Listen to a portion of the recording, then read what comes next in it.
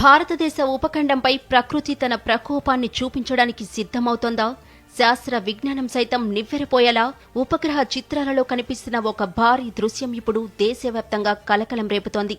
కశ్మీర్ నుంచి కన్యాకుమారి వరకు ఎంత దూరం ఉంటుందో అంతటి పొడవైన ఒకే ఒక్క మేఘాల వ్యవస్థ ప్రస్తుతం బంగాళాఖాతంలో కేంద్రీకృతమై ఉంది.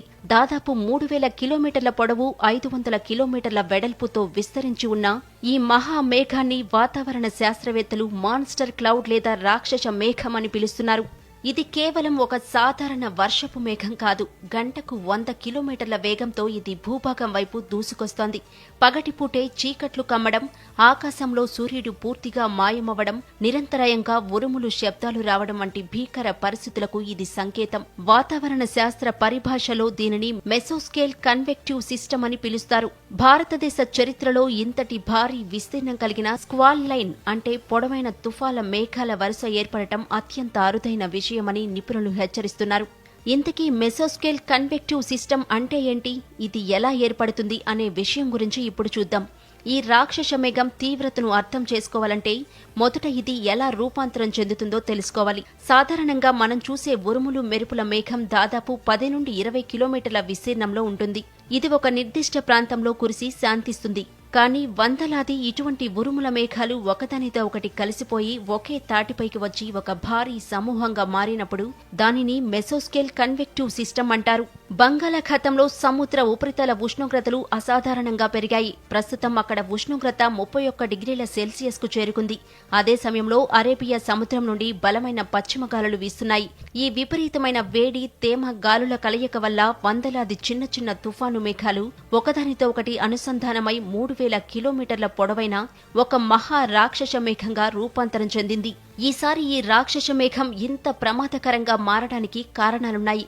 గతంలోనూ ఎంసీఎస్ వ్యవస్థలు ఏర్పడినప్పటికీ ఈసారి ఏర్పడిన మాన్స్టర్ క్లౌడ్ అత్యంత విధ్వంసకరంగా మారడానికి 3 ప్రధాన కారణాలున్నాయంటున్నారు నిపుణులు.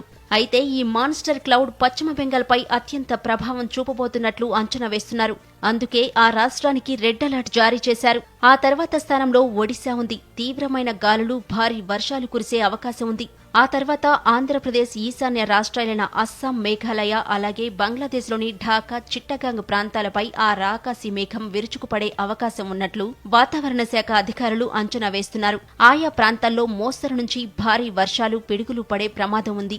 వరదలు సంభవించి కొండచర్యలు విరిగిపడే ప్రమాదం ఉంది. ఫ్లాష్ ఫ్లడ్స్ సంభవించి రికార్డు స్థాయి వర్షపాతం నమోదవ్వవచ్చని అంచనా వేస్తున్నారు. తెలుగు రాష్ట్రాలకు సంబంధించి ముఖ్యంగా ఉత్తర కోస్తా, ఆంధ్ర ప్రాంతాలపై ఈ మేఘాల వ్యవస్థ ప్రభావం చూపే అవకాశం ఉంది. సముద్ర తీర ప్రాంతాల్లో గంటకు 50 నుంచి 60 కిలోమీటర్ల వేగంతో ఈదురుగాలులు వీయవచ్చు.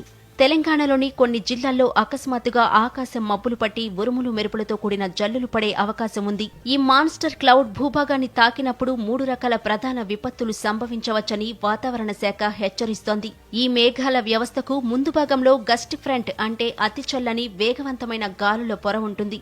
ఇది భూమిని తాకగానే గంటకు 120 నుండి 150 కిలోమీటర్ల వేగంతో విధ్వంసకర గాలులు వీస్తాయి. గతంలో వచ్చిన అంఫాన్ తుఫాను తరహాలో ఇవి చెట్లను, విద్యుత్ స్తంభాలను కూల్చగలవు, ఇళ్ల రేకులను ఎత్తిపడేయగలవు. కోల్కతా, హౌరా, ఢాకా వంటి నగరాల్లోని డ్రైనేజీ వ్యవస్థలు గరిష్టంగా గంటకు 50 మిల్లీమీటర్ల వర్షాన్ని మాత్రమే తట్టుకోగలవు. కానీ ఈ రాక్షస మేఘం వల్ల కేవలం 2 నుంచి 3 గంటల్లోనే 200 మిల్లీమీటర్ల వర్షం కంటే ఎక్కువ వర్షం కురిసే ప్రమాదం ఉంది. దీనివల్ల రోడ్లన్నీ నదులుగా మారుతాయి. సబ్వేలు, విమానాశ్రయాలు, మెట్రో సేవలు నిలిచిపోయే ప్రమాదం ఉంది. ఈ రాక్షస మేఘంలో పాజిటివ్ మరియు నెగటివ్ విద్యుత్ ఛార్జ్ రేణువులు అపారమైన పరిమాణంలో ఉన్నాయి. దీనివల్ల నిమిషానికి వందలాది పిడుగులు పడే అవకాశం ఉంది. బహిరంగ ప్రదేశాల్లో ఉన్న ప్రజలకు, పశువులకు ఇది అత్యంత ప్రమాదకరం. గతంలో భారతదేశంలో జరిగిన అతిపెద్ద ప్రకృతి వైపరీత్యాల వెనుక ఇటువంటి మెసోస్కేల్ కన్వెక్టివ్ సిస్టమ్స్ ఉన్నాయి. 2013లో ఉత్తరాఖండ్లో కొండచర్యలు విరిగిపడి వేలాది మంది ప్రాణాలు కోల్పోవడానికి కారణం ఒక శక్తివంతమైన ఎంసీఎస్ వ్యవస్థే. 2015లో చెన్నై నగరాన్ని ముంచెత్తిన అపూర్వ జల ప్రళయం వెనుక కూడా ఇటువంటి మేఘాల సమూహమే ఉంది. 2022లో అస్సాం, బంగ్లాదేశ్ సరిహద్దుల్లో ఊహించని నష్టాన్ని మిగిల్చింది కూడా కూడా ఇదే వ్యవస్థ. ప్రస్తుతం బంగాళాఖాతంలో ఉన్న రాక్షస మేఘం అన్నింటికంటే పరిమాణంలో చాలా పెద్దది కావడం వాతావరణ శాస్త్రవేత్తలను సైతం ఆందోళనకు గురిచేస్తోంది. ప్రకృతి ఆగ్రహించినప్పుడు సైన్స్ సైతం కొన్నిసార్లు నిస్సహాయంగా మారుతుంది. కాబట్టి స్వీయ జాగ్రత్తలే మనల్ని కాపాడతాయి. ఆకాశం నల్లగా మారి నిరంతరాయంగా ఉరుముల శబ్దం వస్తుంటే వెంటనే సురక్షితమైన కాంక్రీట్ భవనంలోకి వెళ్లాలి. చెట్ల కింద కానీ మొబైల్ టవర్ల కింద కానీ నిలబడవద్దు. అకస్మాత్తుగా వీచే గాలుల వల్ల వాహనాలు నియంత్రణ కోల్పోయే ప్రమాదం ఉంది. కాబట్టి ప్రయాణాలను నిలిపివేయడం మంచిది. పిడుగులు పడే సమయంలో ఇంట్లోని టీవీ, ఫ్రిజ్, కంప్యూటర్ వంటి ఎలక్ట్రానిక్ వస్తువుల ప్లగ్లను తొలగించాలి.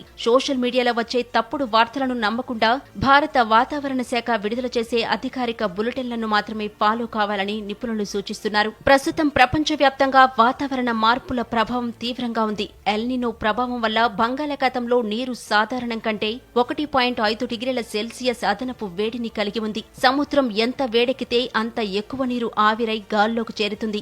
ఈ అపారమైన తేమ ఈ మాన్స్టర్ క్లౌడ్స్ కు నిరంతర ఇంధనంగా పనిచేస్తోంది. మేఘాల సాంద్రత ఎంత ఎక్కువగా ఉందంటే ఇవి భూభాగానికి రాగానే కొన్ని గంటల వ్యవధిలోనే వందల మిల్లీమీటర్ల వర్షాన్ని కురిపించగలవు. దీనివల్ల నగరాలు క్షణాల వ్యవధిలోనే చెరువులను తలపిస్తాయి.